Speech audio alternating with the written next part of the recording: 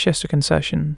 The Chester Concession, approved by the Congress of the newly founded Republic of Turkey on April 10, 1923, will have allowed United States development of oil and railways.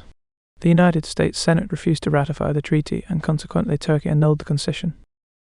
It was an award of significant importance and marked the introduction of U.S. capital for the first time on a large scale into the Near East.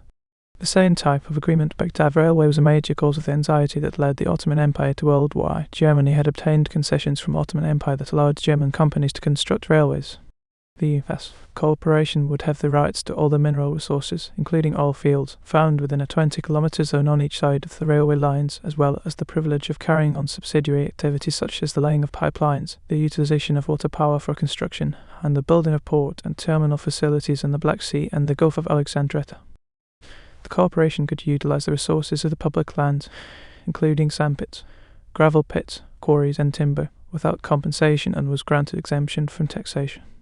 Retired Rear-Admiral Colby Mitchell Chester led the U.S. syndicate, thus the name Chester Concession was employed, although the official name of the syndicate was the Ottoman-American Development Company.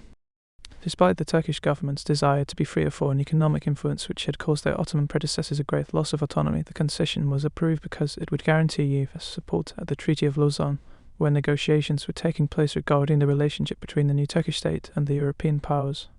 Also a factor was the Turkish government's pragmatic need to develop, which overwhelmed fears of imperialism.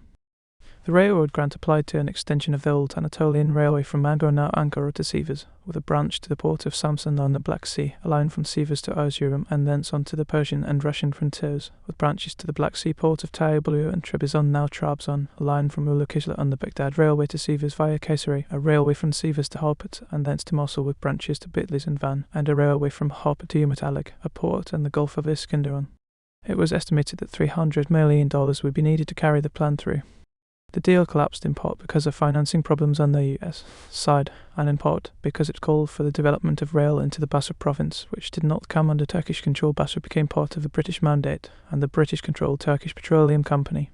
The French Foreign Office, on behalf of nationals with whose claims the Chester grant conflicted, dispatched a note to the Angora government in which it characterized the whole procedure as being deliberately unfriendly.